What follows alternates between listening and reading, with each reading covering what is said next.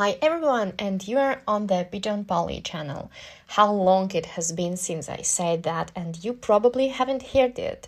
But today, thanks to my good friend, we have the opportunity not just to be heard, but to watch an interesting watercolor review. Today, I got my hands on watercolors from the manufacturer Szmal. This is a Polish watercolor. It is professional, handmade line. This is my first handmade watercolor screen. I'm already opening the pens little by little, and the first thing I noticed is that the pens are not labeled. Of course, so we will label them ourselves. I'm putting the number from the manufacturer from the package so that later when some colors run out, I can understand which one it is to buy it later or in general, to know which pigments I'm using. In factories where watercolors is mass-produced, the number is printed on the pens immediately, but it's okay, it's not that difficult.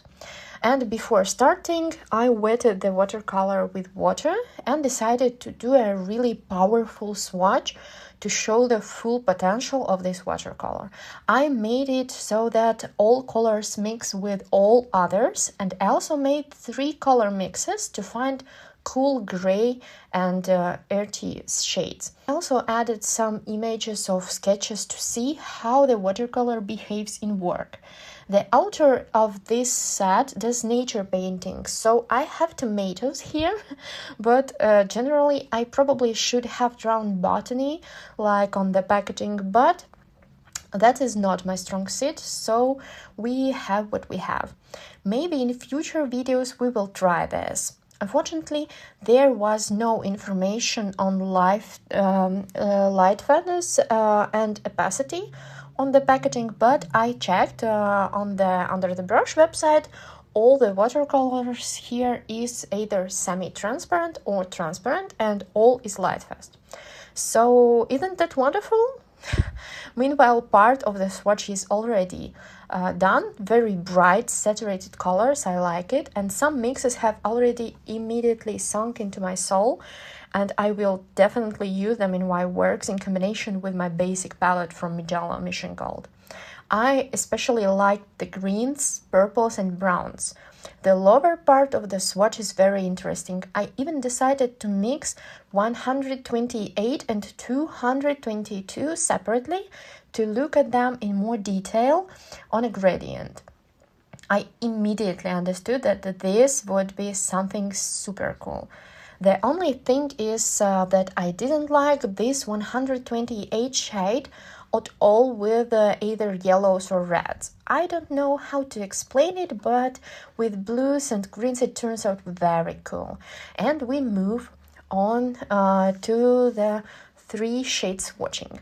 It was quite meditative and long process, but for you it took only a few seconds.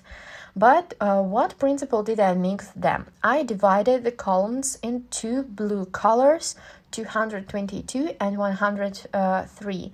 I added reds to them, and in the left column, yellows. This is how we get grays. I think smart people call this like chromatic gray, I don't know, but that's not for sure. I like the combination best. I will write on the screen which combinations I like most, and you can find all this on my Patreon. But if I single them out separately, I'm pleasantly surprised by the green with its helped cool earthy tones, and obtained with red and blue. Of course, the 122 is a bomb. 103 is also cool, but more for getting turquoise and all that. But 222 is really powerful. By the way, I noticed that you must likely see red details on the chicken on the screen, but I'm painting them in Barbie pink. This is a color rendering issue of my camera, I think. So don't be deceived. It's not red, it's bright pink, I think. And there are also shades that granulate strongly. and how I love that. For example, if you mix 222 with 308, you get granulating green. I even have a whole separate set of granulating colors, so for me this is a joy. What can I say in general? What is the verdict? I really like this set, and I think I will use many colors from it for sketching in my technique. Sending my gratitude to my friend and to you for watching. Don't get lost. Look at me on my various platforms. I have one nickname, same nickname everywhere. I also have a Patreon, where you can support me with a free subscription. A lot of useful articles come out there, and in general, I try to create a pleasant atmosphere there. Don't forget to wash your brushes. Thank you, and bye everyone.